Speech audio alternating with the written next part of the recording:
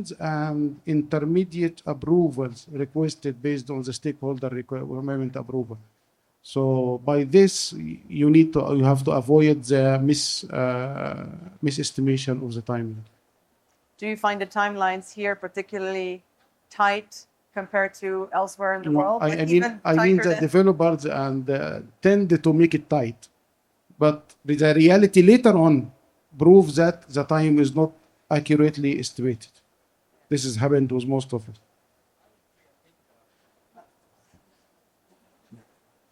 I think I agree with my fellow panelists. First of all, everybody, welcome to Index Design Talks. Thank you, Esra, for having us here. Bismillahirrahmanirrahim. I fully agree with all our my colleagues right here. I think the first step for getting on board, everyone should be the client's discussion with the cost consultants, because they want to decide how much am I willing to spend on this thing. We were having an offline discussion before we started, and we all agree that there is a dilemma where the client wants something nice built in a 7-star design, but the budgets are 2-star, for example. So that is what, and then there's Bafo, Lafo, just like we were all agreeing right now and discussing, and that is what kills the time. So, and by the time it gets awarded to the design team or the execution team, or they want to go for a design and build mechanism, we really are cutting edges, because the design and build, then you want to cut time.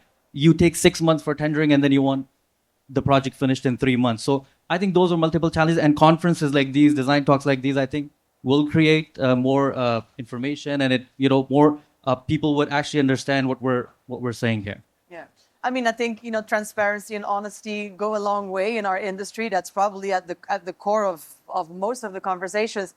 I can only imagine, just listening to how we started this off, a client will look at timeline and budget, right? Probably. So, you do want to win that project, but you also want to give a realistic timeline within the budget. And if you then get delayed by months, as you say, then you will never meet that budget, right? So how do you win the client in that first conversation where you do want to get the project, but you also want to be realistic about what you can deliver within that budget?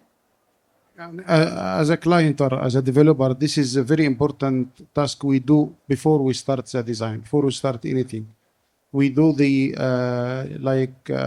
quick test fit, initial ideas about the project itself. Like sometimes we invest and make a complete pre-concept for the project to find out the actual areas, actual rooms, as example for the hospitality project, number of keys that we can achieve.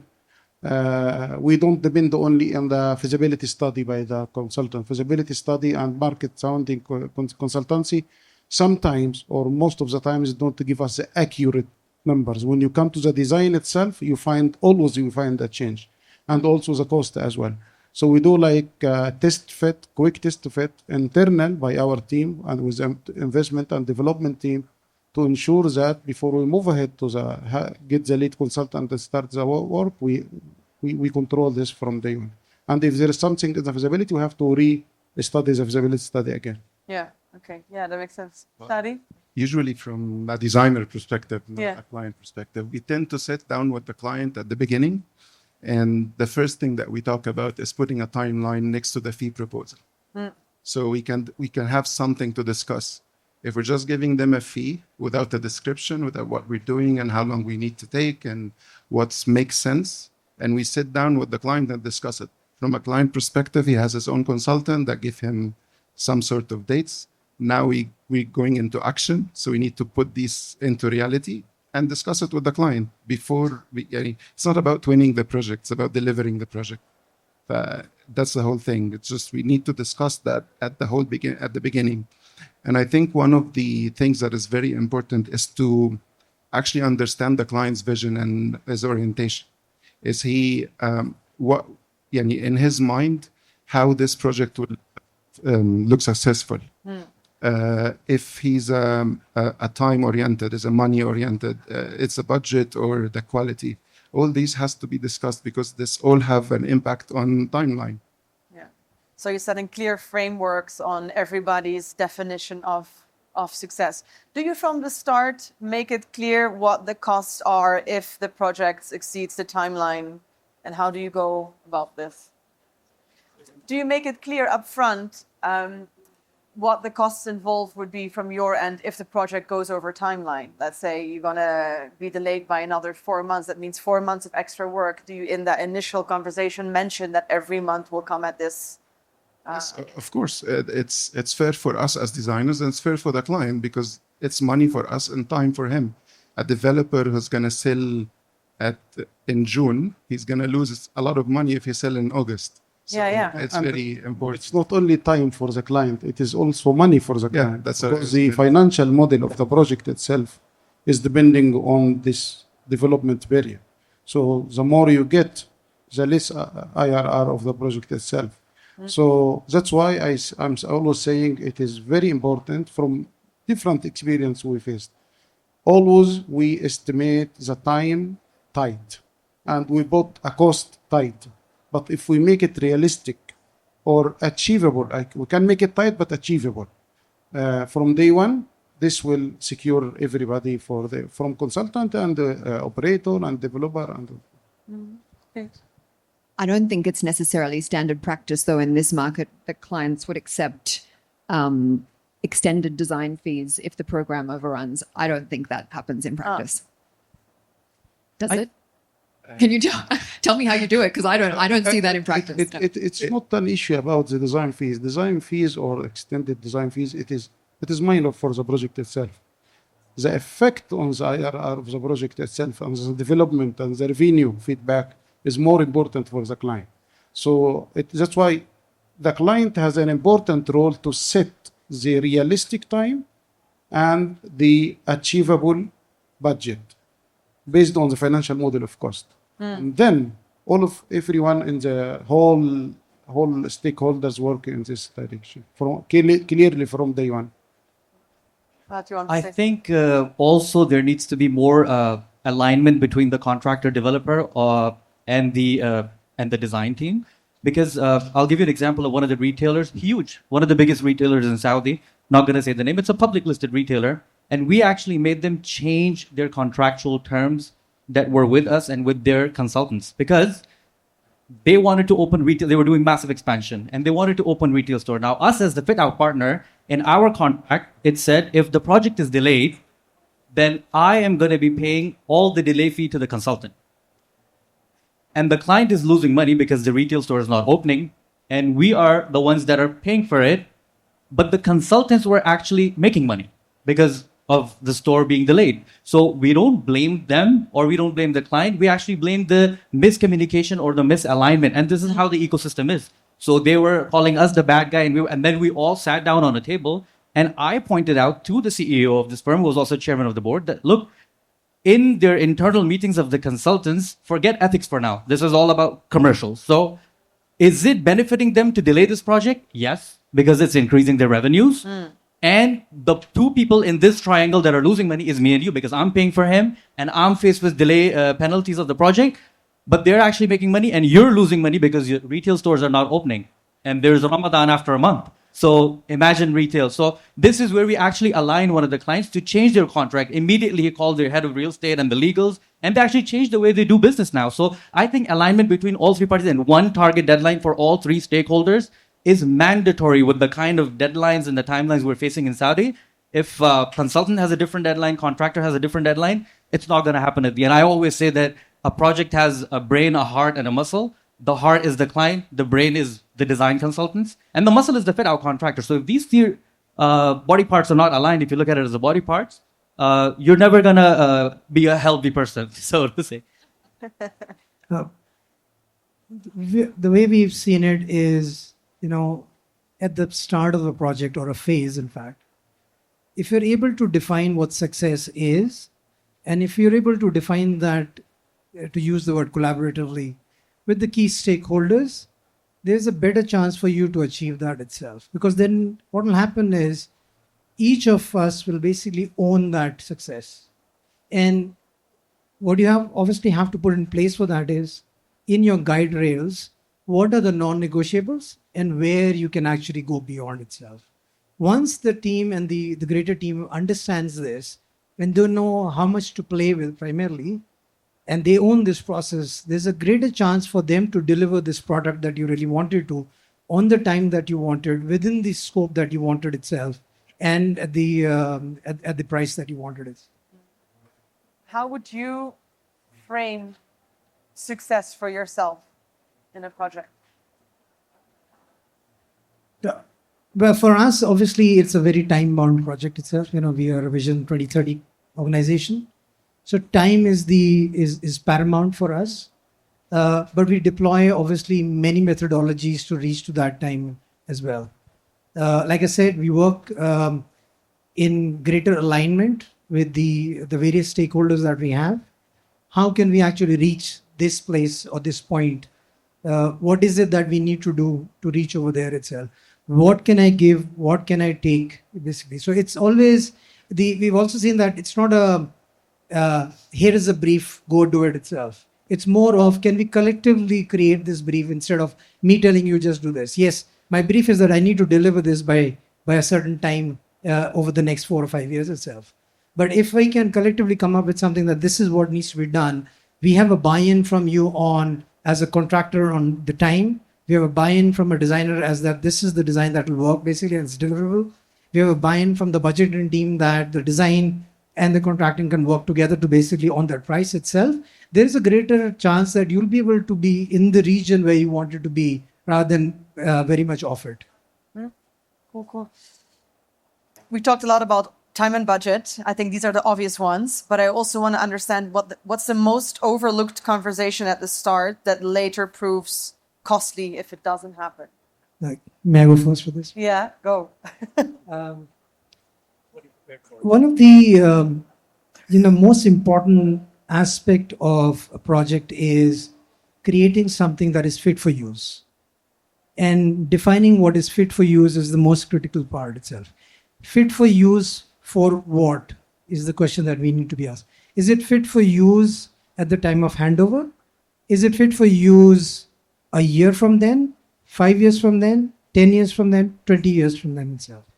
If you define the timeline of your project, of your development, and let's say it is going to be for the next 20 to 25 years itself, you are going to obviously decide on the materials that you use that are going to last for that time. You're going to design a space which is going to be modular enough to basically last that amount of time itself.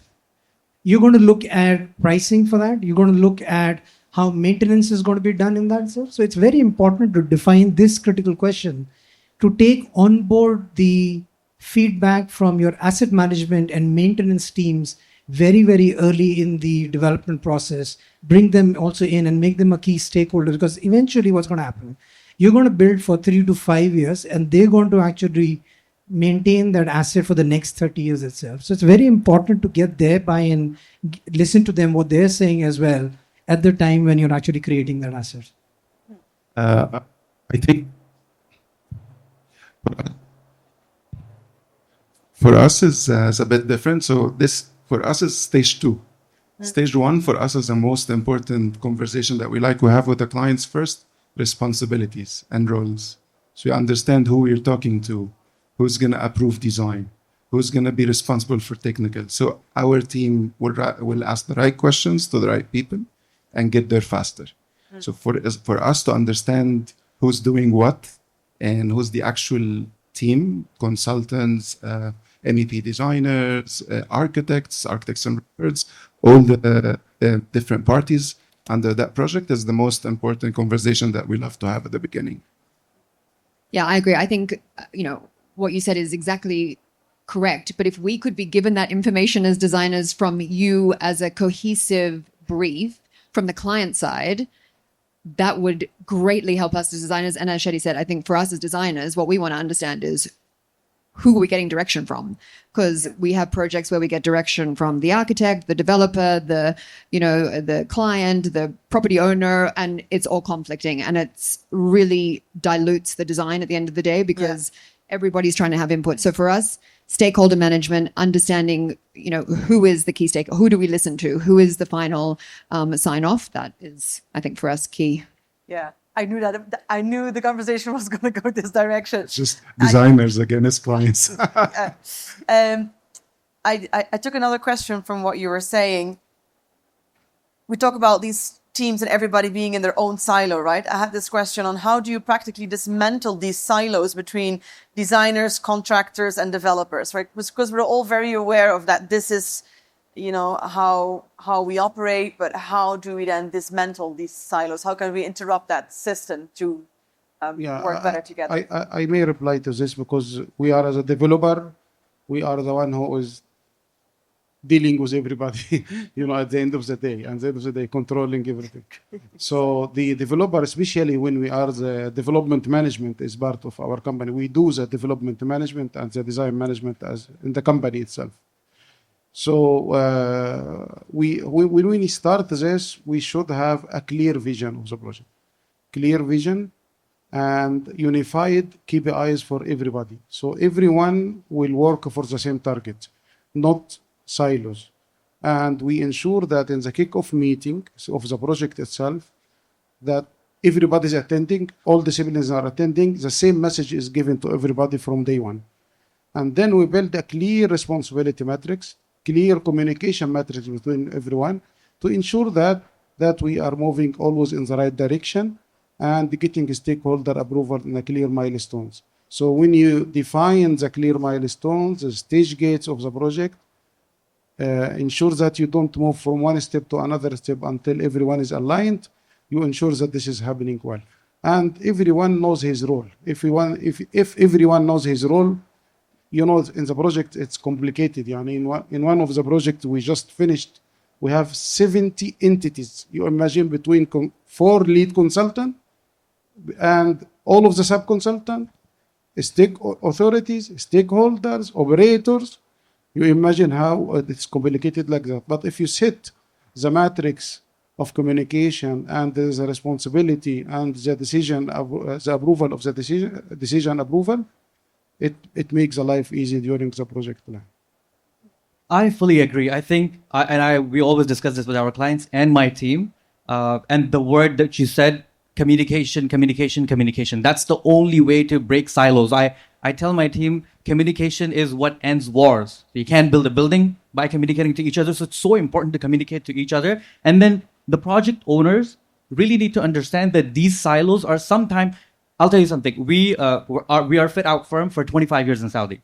For the first 20 years, before we started doing design and build, we thought designers were the bad guys until we started doing design and build ourselves. So those are the kind of silos that we live in, right? Because the designers are making changes through the project and the designers are not told what the contractual relationship of the client with the FitOut partner is. So Kathryn might be making a change, but she doesn't know that this change is costing me time, costing me idle 500 people sitting on site just waiting for a final draft to come, and then it goes to client for approvals. And I'm losing all this. It's a huge commercial hit for having that many people idle, and then faced with because the deadline doesn't change. The final end date of the project barely ever changes. I mean, there are justified delay justifications, blah, blah, blah. But generally, once you cross that line, you're in the red zone and you're at the mercy of the client's appointed decision maker. So I think it's very important to communicate. And in the kickoff meeting, I fully agree that in the first kickoff meeting, I feel that the penalties that the FitOut firm is looking at should be the same for all the other partners as well. That is when we're going to be in one vision, one target, and one deadline. Otherwise, they'll never be able to achieve it.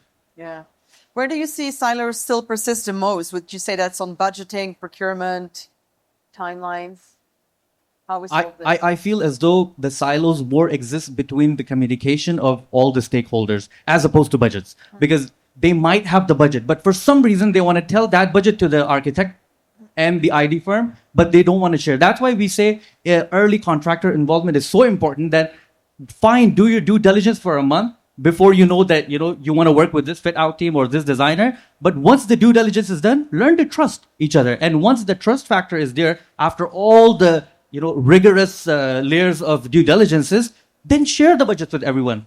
Somebody might have a better idea than the architect. Somebody might have a better developer might have a better idea. So I think the silos exist in multiple places, not just procurement. There is a huge dilemma of specified materials, for example. There are amazing lunch and learn sessions that we've done with the material manufacturers at our offices all the time. But when it comes down to it, and the project timeline, they don't have the stock. Finally, I don't have it. So what are we going to do now? And the interior design firms are very reluctant to change it because they work so hard on studying the materials, studying the aesthetics, studying the sustainability requirements of how it was built. But the manufacturer of that material says, I don't have stock. And we don't have to blame them even because somebody else probably came in and bought it off all cash. So where is the missing piece of the puzzle? It's communication, right? And we should, I think, also have once the manufacturer knows that he's specified, he becomes kind of a monopoly. And that's how the prices go up because he's never going to reduce because he knows he's the one that's specified. So there are multiple, that's why I say that the silos exist mainly in communication. And if we're able to overcome the communication gap, everything else falls in place. I guess we're all Sorry. because we can relate. No? I believe, Fahad, you are suffering a lot from the budget with the client. It seems that. No. Alhamdulillah ala kulli hal. I was going to say it's communication, but it's also ego. So I think if everybody can drop the ego and just realize that everybody's trying to work towards a combined vision for, and like you said, it's meritocracy of design. Somebody else might have a better design idea. Go with it. It's not, it's not your project, your ego. It is, everybody should be working towards the goal of the project. And collective intelligence. I always encourage having face-to-face workshops from time to time during the stages of the project. Depending on the online meetings and the communication by emails or whatever it is this is what creates silos. That's what make everyone have some thinking and he may move, and then he finds that what he did is not matching the project requirement. So having from time to time workshops, face-to-face workshops is very important with everyone. So offline, This creates this one it eliminates silos work. interesting. It's more than a silo, it's a great wall of China that we need to break with this communication. Silos are still smaller. It's a great, spoken with a lot of passion, I guess. If you follow the Harvard Business School case methods system, they have an exercise within that which is called the cause of causes. And if you were basically to go and analyze this cause of silos and you keep going down and keep asking the same question, what is the cause of this? What is the cause of this? Eventually you will reach a point where you'll realize that the cause of the cause for silos is always lack of inclusion. And that's what basically is the point where you need to do. So everything that we've said over here and all the panelists have said over here, whether it's communication, whether it's talking, whether it's workshop, comes from the lack of inclusion primarily, ego as well. In fact, I was not included in this, thereby I'm only going to do my bit itself. So as long as you include people in that journey itself, you hear what they're saying, you bring them on board, and they feel that they've been heard, whatever they said is being listened to and it's been included over there, there's a greater chance that they will they'll in fact go beyond what is expected and give that. And that's what's really going to break the silos. And the leadership skills. It is very important that the leaders or the key persons in the project, the tier one in the project itself, the project managers from all disciplines, in addition, being a good technical engineer, he should be a leadership. Has a leadership. He has know how to manage, how to take decision, how to adjust himself quickly to the cycle. So the leadership is very important to be in all the stakeholders working in the project itself. So we face this a lot. There is many designers, very good technical engineer, but he's not a leader, so he failed. I guess also the ability to put the right talent in the right place, right? Very much. Yeah, Shady? I think we've been in the market for 27 years now, not only in Saudi, globally. And we learned a lot from those years. And what we tend to do is not to give advice, but we try we know all those silos already. So from day one, we try to offer some extra scope that we know it will help to solve the problem. The main issue always comes to contractors because they are not involved from day one. You might have lead consultants, interior designers, architects, MEP designers, but the contractor has no presence because there is no assigned contractor and the client cannot assign a contractor without a design. So what we tend to do is go more practical rather than trying to solve. We know the issue, so sometimes we propose to have a phase one tender. So once we finish a concept, we get a contractor on board, we put a small fee to it, and we prepare a cost estimate. So that solves the budget, and we don't have to go back at the end of the project to value engineer and and go back to from 1,000,000 to 1,000. Maybe this is against the governance. Sometimes you need to Yes, I agree with you. It depends. So It depends on the size of the project. Yeah. It's against the governance. It's maybe for a private-owned company says can happen, but like a public-listed company or governmental company or a BF company, you can't make this. But how we override this? We involve the operation, not the hotel, as example for hospitality, not operator. No, I mean the operation team and the delivery team from day one in the project. So they are engaged with the design team to always give their opinion and give their feedback. Your own procurement team. Procurement team and the delivery team. The delivery, I mean the construction team. Construction team. Some good ideas here. In the rush to deliver, longevity can be compromised. How do you align on design and fit out decisions that don't just look good at handover, but add value 10, 20 years down the line? I think it's our responsibility as designers.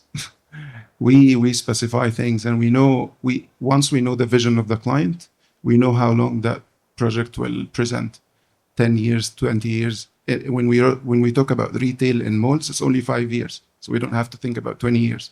But we can agree with when we're talking about a mega project or a hotel, we know that this hotel will stay there for like at least 15 years before they do any renovation. So it's our responsibility. We need to have the right team who has the right knowledge in FF&E, put the right specifications. And that's what I said when we do some cost estimate, we get the client involved from day one. Okay, once we do concept, while we're doing our renders, we usually tend to put the actual materials, not the photos coming from AI or from just Google search. If we do the right materials, the client knows it. We can just put some budgets or some cost against it, and it's clear for the client. When you talk about a hotel, you know that there is some elements that drastically can affect the budget. It's not going to be a kitchen equipment. It's going to be a tile that's going to go in like 400 rooms. I think it's our responsibility to put that in mind while we're doing concepts. So if you take an example of spaces which have been designed for keeping longevity in mind itself, and you look at the Fifth Avenue Nike store over there itself, that space can literally transform itself overnight and practically can do that. We've seen this ourselves. We went there one day, then came back the next day. It's a completely different space itself. Now, that did not happen by chance itself. Obviously, that was worked upon for many months and years itself for them to create that building itself, that space overall, to behave in that manner itself. They took the input of the people who are actually going to be doing this 4, 5, 6 years after they've actually done the actual building overall itself. How will the things be lifted 3 floors above? What kind of weights is it going to take? How will it be brought into the city itself? All these considerations need to be taken at the time of design itself. So again, the same, going back at the risk of repeating myself, if you know what you're designing for, what period you're designing for, and what is the fit for use primarily, if you define that clearly, then you'll be able to come back with a design which really works that way. Clear vision from start. Clear vision and clear milestones, as I said before. And you set from day one the non-negotiable items, like for hospitality, as example, number of keys, total GFA. All of these factors should be clear from day one. If it's clear from day one, you avoid the rework. Okay.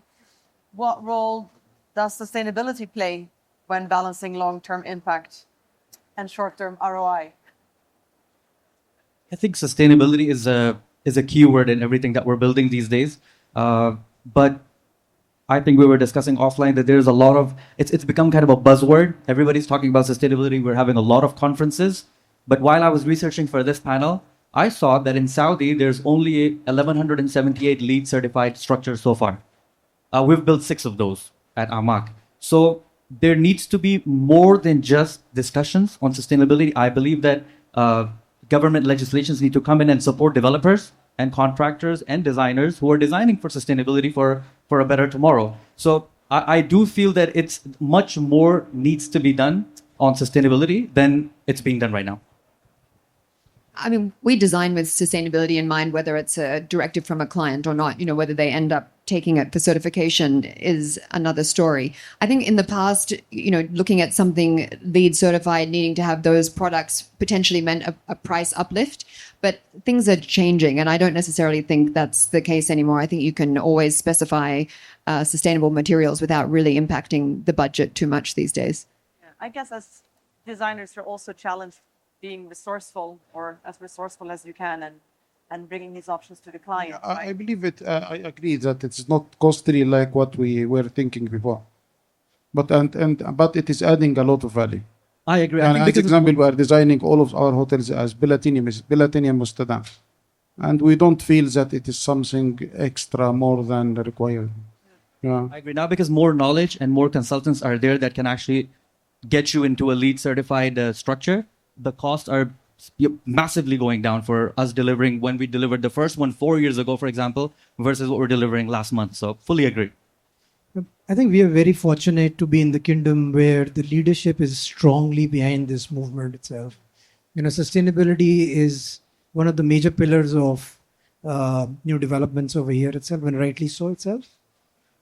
We've seen more and more retail partners now demanding this as a given itself. They will not go to developments where sustainability is not at the heart of it itself. So it's now almost becoming a requirement for you to basically go and pitch to a retailer that here is my development and you want to be a part of it. So it's becoming now mainstream itself.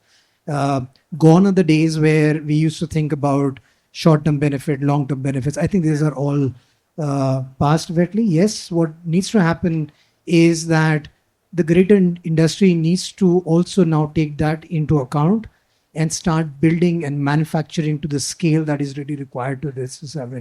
Up until now, a lot of it was very optional, but now more and more people are requiring itself. So there has to be a more concerted effort, an all-rounded effort from everyone primarily, manufacturing per se, more so. So if more people are asking for it, there is availability of these materials and these equipment, etc., that really you can benefit from to achieve your goals. Yeah, 100%.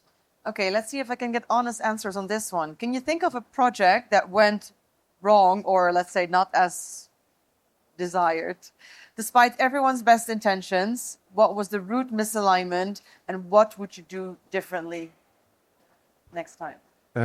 We have an example. Could be your own, or maybe something you've observed. No, we have a current project in the office, been in the office for 2.5 or 3 months, and we're facing issues with it because I'm not going to mention the project, of course, but it's not a small scale, around, I think it's around 20,000 square meters, a renovation. We asked the client a lot of times to give us a budget. He don't budget.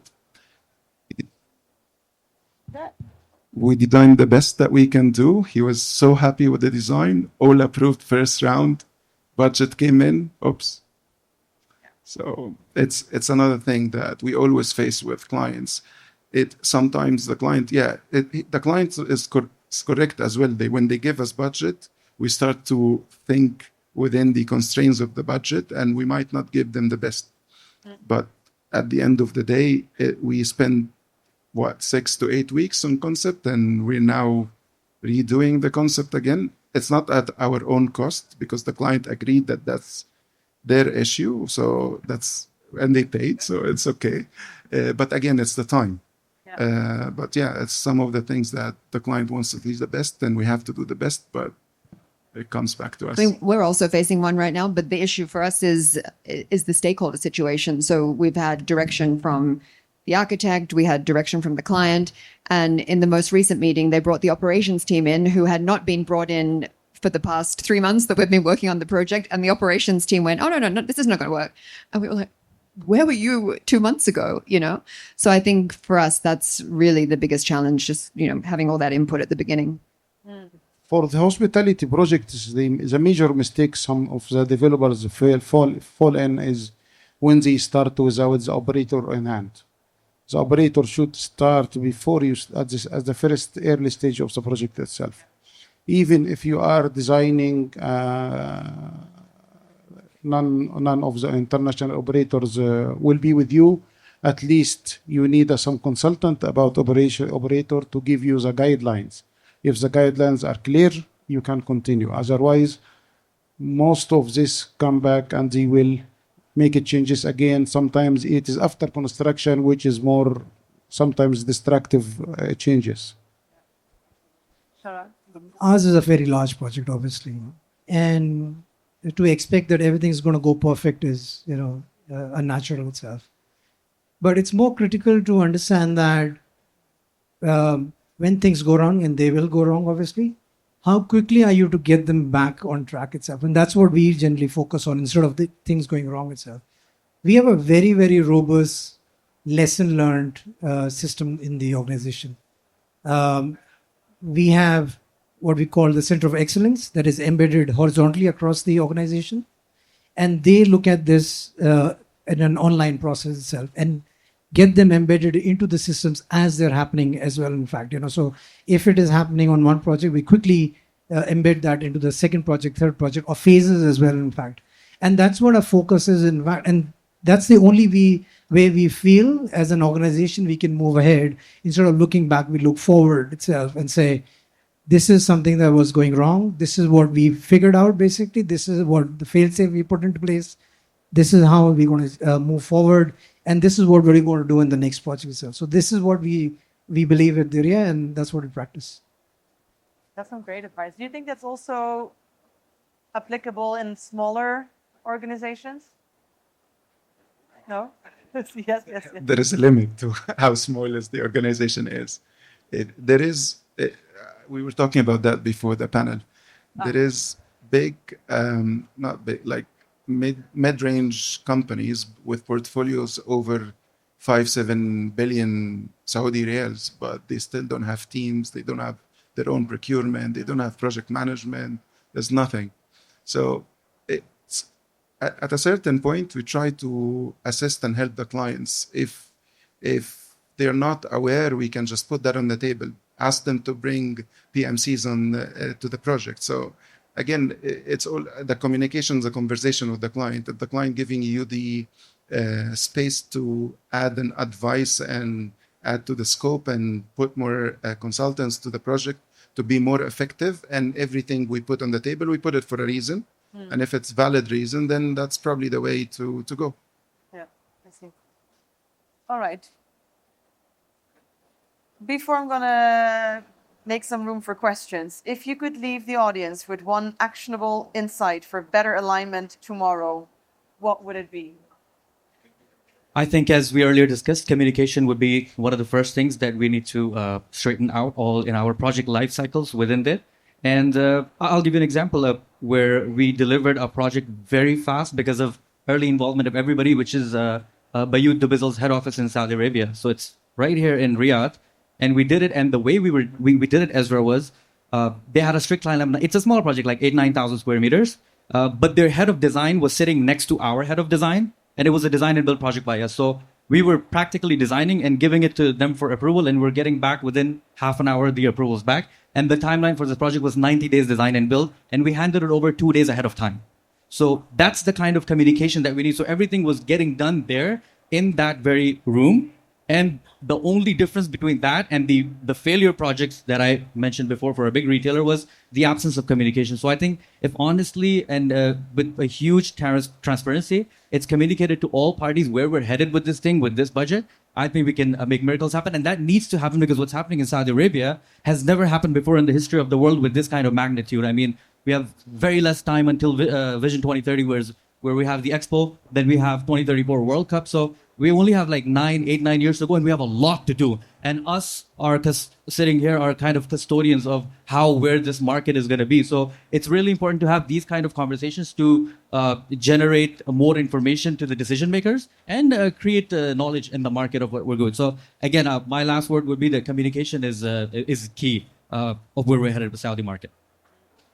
I would say drop the ego. I think for us, I think everybody likes working with nice people, right? And I think when you have a project team that all respect each other, that speak to each other respectfully, that listen to each other, where there's no ego, where we're all, working towards the same vision, the outcome is always going to be so much better. So for me, it's just about, having that really great camaraderie in the team. I think it makes a world of difference. Yeah, 100%. Yeah. I believe the magic word that we can use for the success of any project is the alignment, proper alignment between all stakeholders. And this actually is a rule of the project director, from project development director, from the developer himself. So he ensures that he will be as a leader, ensures that all at the same alignment, and also with the same target. All are working with the same target, and with a clear responsibility, as I said before.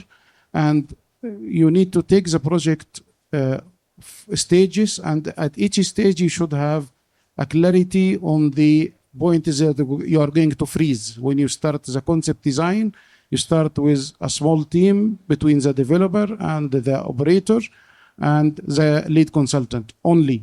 Don't involve other disciplines yet. Once you freeze the layout, not freeze, you set the layouts and make the initial test fit for the architects, then move to the next. You achieve the numbers that you need for the keys, as example. Then move to the next phase where you involve MEP and other disciplines at this stage. One of the important tools that very important is the BIM. BIM modeling should start from concept design and continue, of course, at handing over. So they have integrated model, having integrated model from day one, avoid the rework and due to conflict, especially MEP work are always affecting the architecture, and you have to go back and update and change. So if you are monitoring this from day one, freezing the layout after the schematic stage, it is very important for a smooth detailed design, tender documentation, and even during the construction, the contractor, his life will be easy when you give him a very integrated, well-integrated BIM model from day one, reduction of shop drawings, and continues easily. I think for me would be to fit for use. And fit for use not just from the point of view of fit for use of, let's say, a hospitality project or a retail project or an education project, but also fit for use to fit out, to operate, to access, So from all those realms, is it really fit for use? If you define that very well in the beginning and you're working with that in mind itself, you'll be able to reach a place which is like really worthwhile for everyone. I think as designers, I would say understand and manage your client vision wisely so you can deliver a successful project. Cool. All right. Can we switch on my microphone? Okay. I'll just go. We have some time to take questions from the audience. I know there are questions. Somebody just has to be brave enough to ask the first one. Yes, can we bring a microphone to the lady over there?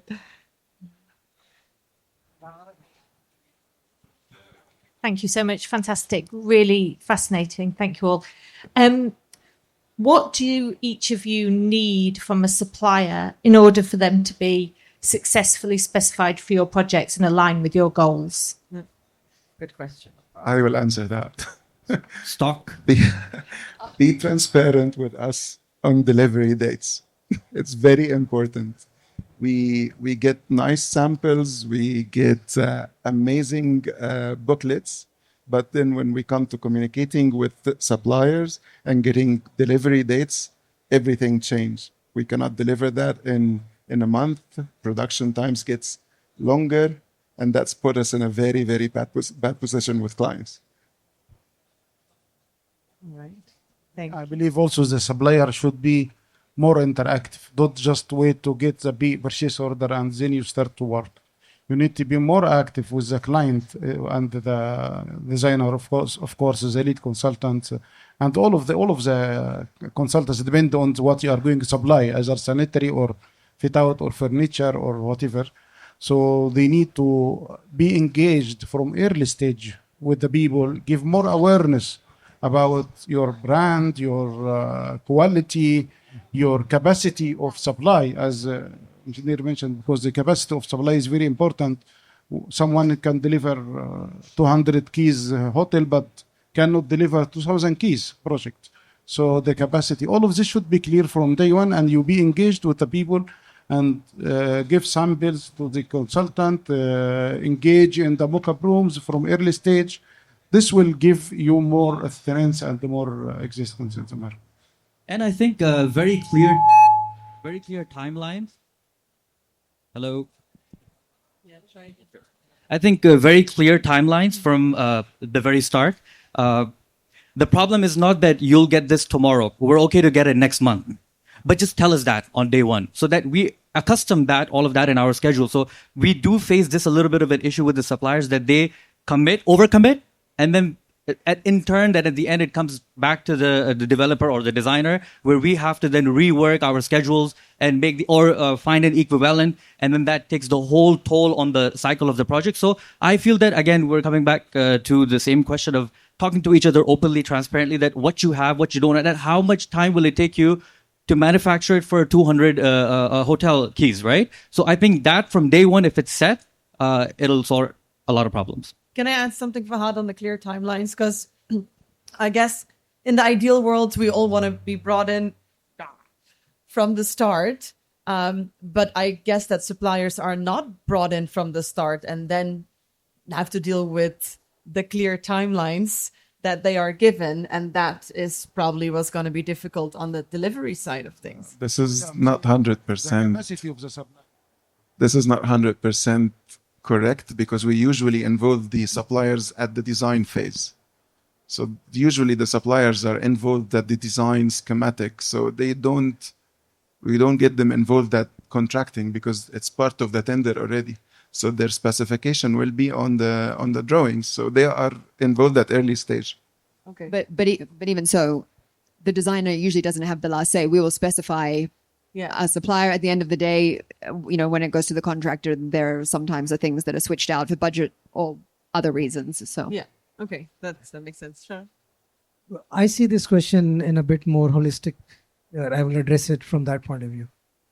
I would suggest that do the research in this market. Research is very, very important. The kind of demand that is being generated in the Saudi market at the moment is unprecedented. But you need to study this market, both the breadth and the depth of it. You need to understand what's required, what is the spec that's required, when it's required, how much is it required itself. And you'll be surprised that we've found that majority of the suppliers at the moment are waiting for orders. They're not taking that step and coming over here and finding out what is required where, when it's required itself. So they're kind of taking the passive way of waiting for the order, then I will tell you how much time it will take me to deliver over there. Instead of creating those relationships over here of how do I fast track delivery over here itself? What are the pitfalls for me when I need to deliver something over here? Can I make it 3 days faster or 4 days faster? You will realize that sometimes getting an order would not be actually price dependent, would be time dependent, especially in the Saudi context. Like I said earlier itself, majority of the projects over here are very, very conscious about time itself. So you would not be rated on the cost, but you'd probably be rated on the time itself. If somebody is able to guarantee deliver a week earlier than you are, they probably will get that, even if they cost more than you itself. So I would suggest is research that, build on that research, basically create your supply chain, your delivery logistics based on that itself, and then go forward from that. Thank you, Sharat. One more question? All right.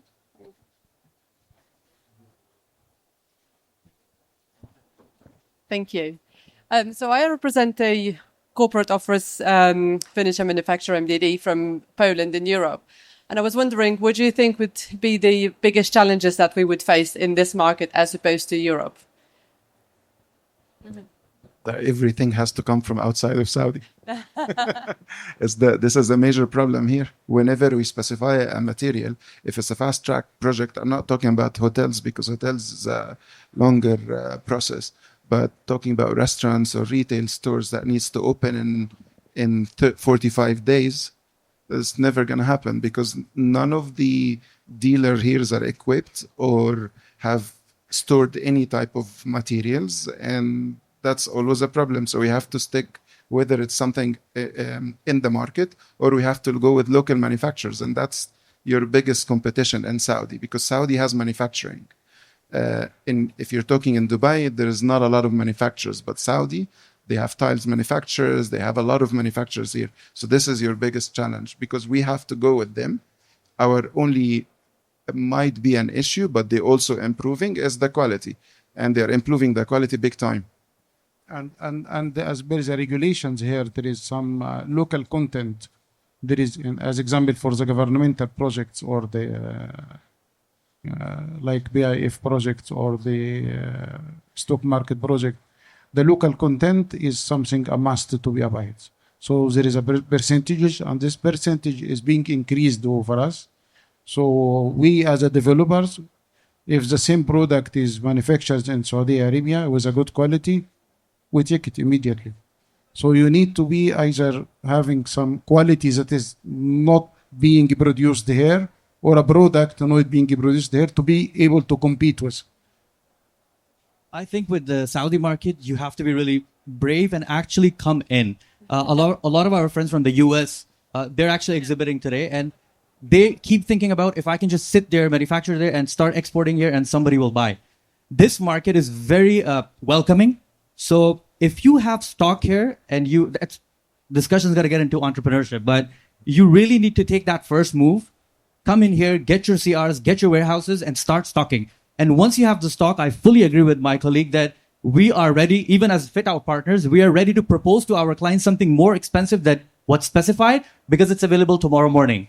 So if you have the stock and you have the quality already, I think you have the win-win in this market. And I don't think there's any shortage of demand. So that is something that should not be in your, in your feasibility that this is something that's not going to happen. So as long as you have stock and you have it tomorrow morning, this market is for you.